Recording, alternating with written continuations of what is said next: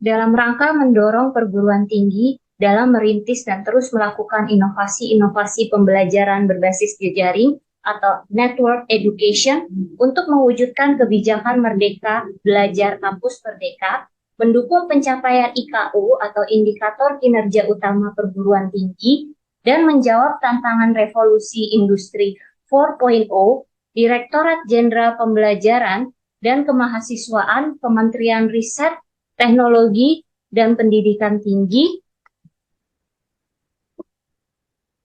menyelenggarakan Program Bantuan Pembelajaran Daring Kolaboratif atau PDK tahun 2023. Berikut ini adalah implementasi pembelajaran daring kolaboratif 2023 untuk mata kuliah Perencanaan Geometrik Jalan Raya hasil kerjasama antara Universitas Borobudur Prodi Teknik Sipil dengan Universitas Ikro Buru Prodi Teknik Sipil. Selamat menyaksikan video pembelajaran yang sudah kami susun. Terima kasih. Assalamualaikum warahmatullahi wabarakatuh. Saya Syed S. Faisal Segaf, dosen pengampu mata kuliah Perencanaan Geometri Jalan Raya, kelas hibah pembelajaran daring kolaboratif PDK tahun 2023 antara Prodi Teknik Sipil Universitas Borobudur dengan Prodi Teknik Sipil Universitas Ikro Buru.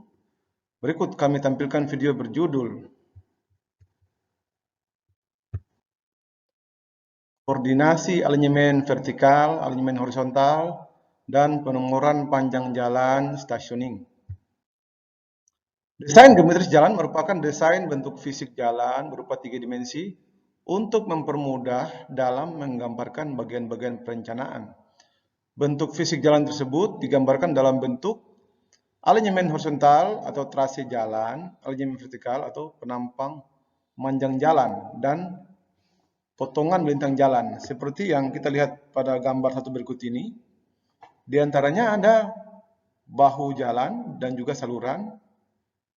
Di antara sebelah kiri maupun sebelah kanan ada persentase kemiringan jalan sebesar 2% dan juga persentase bahu jalan sebesar 3%. Sehingga terlihat bahwa jalan berbentuk melintang, sehingga bisa disebut bahwa untuk standar sebuah jalan yang baik. Selanjutnya, penampang bentuk fisik jalan yang baik dan menjamin keamanan dari pemakai jalan merupakan hasil dari penggabungan bentuk alinyemen vertikal dan alinyemen horizontal yang baik pula. Letak tikungan haruslah pada lokasi yang serasi dengan adanya tanjakan ataupun penurunan. Di sini kita melihat bahwa ada jalan, di antaranya ada bentuk alinyemen horizontal. Di situ ada garis tangen, ada lingkungan horizontal, dan juga ada titik belok di alinyemen horizontal. Sedangkan pada alinyemen vertikal terlihat ada gambar kendaraan yang menanjak dan menurun. Ada alinyemen vertikal horizontal, alinyemen vertikal cekung, dan juga alinyemen vertikal cembung. Dan di sini sering terjadi ada penggabungan. Dan selanjutnya di situ gambar dua alinyemen horizontal dan vertikal. Alinyemen horizontal disebut juga sebagai trase jalan dari sumbu jalan tegak lurus terhadap bidang datar. Dan selanjutnya hal-hal yang dapat merupakan paduan adalah sebagai berikut untuk alinyemen. Untuk satu alinyemen mendatar dan vertikal terletak pada satu fase, sehingga tikungan tampak alami dan pengemudi dapat memperkirakan bentuk alinyemen berikutnya. Kita lihat gambar, ada gambar jalan, di sini ada alinyemen horizontal dan vertikal, itu harus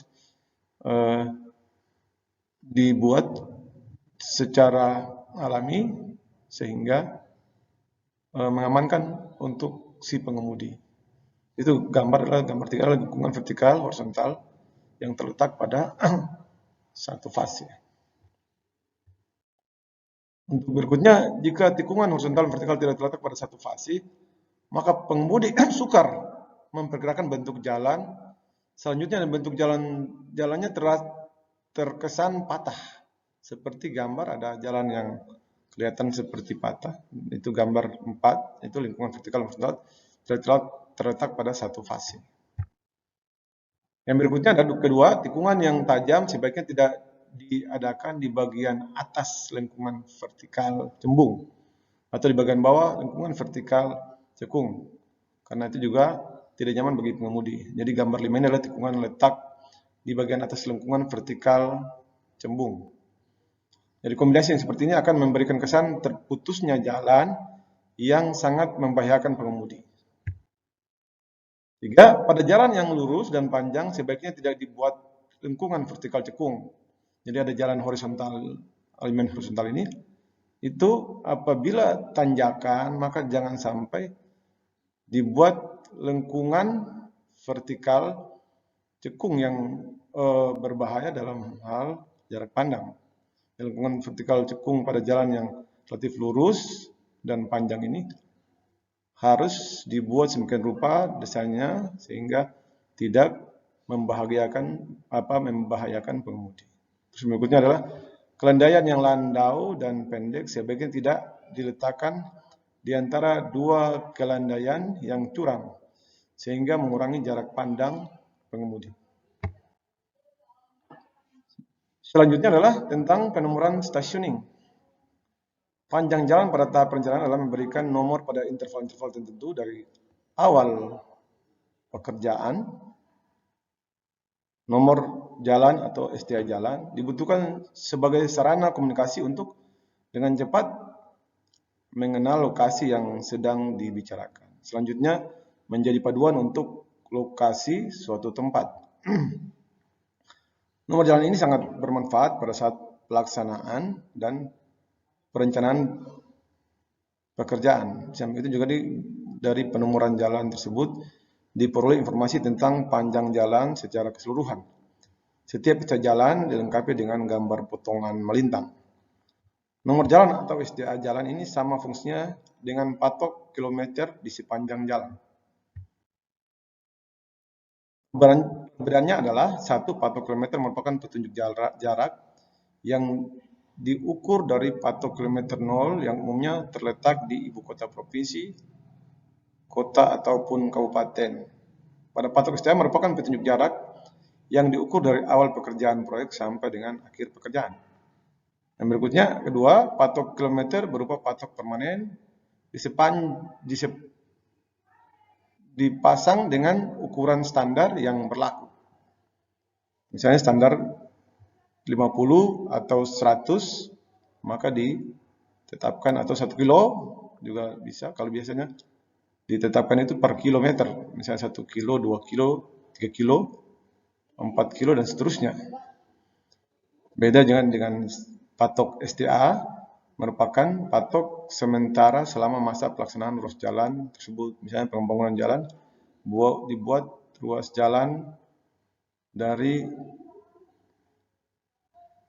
STA 0 plus 500 sampai STA 0 atau 1 plus 500, berarti itu sekitar 1 kilo. Jadi dibuat misalnya per 50 atau per 100 meter atau 50 meter juga bisa. Jadi selama masa pelaksanaan kegiatan pekerjaan, baik itu proyek maupun pekerjaan-pekerjaan desain atau survei. Terus untuk metode penomoran, jadi metode penomoran di sini adalah STA jalan dimulai dari memang 0 plus 0, 0, 0. Jadi yang 0 di depan itu berarti 0 km, sedangkan 0 di belakang 3 0 itu adalah meter. Jadi dari awal pekerjaan. Sebagai contoh misalnya STA 12 plus 600 berarti lokasi jalan terletak pada 12 km dan 600 meter dari awal atau posisi. Jika tidak terjadi perubahan arah tangen pada alignment horizontal maupun alignment vertikal, maka penomoran selanjutnya dilakukan setiap 100 meter pada medan datar. Untuk medan berbukit sekitar 50 km untuk medan berbukit. Sedangkan untuk medan pegunungan per 25 km.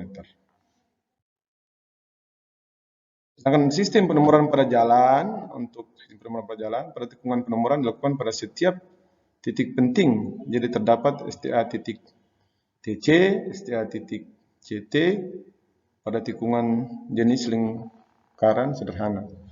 STA titik TS dan STA titik SC, STA titik CS, dan STA titik ST pada tikungan jenis spiral, busur, lingkaran, dan spiral. Di sini dijelaskan juga STA titik TC sama dengan STA titik A tambah D, STA titik CT, STA titik TC tambah L, STA titik TS sama dengan STA titik TC, D kurang T kurang D.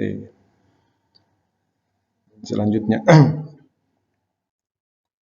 sekian dan terima kasih dari saya. Wassalam.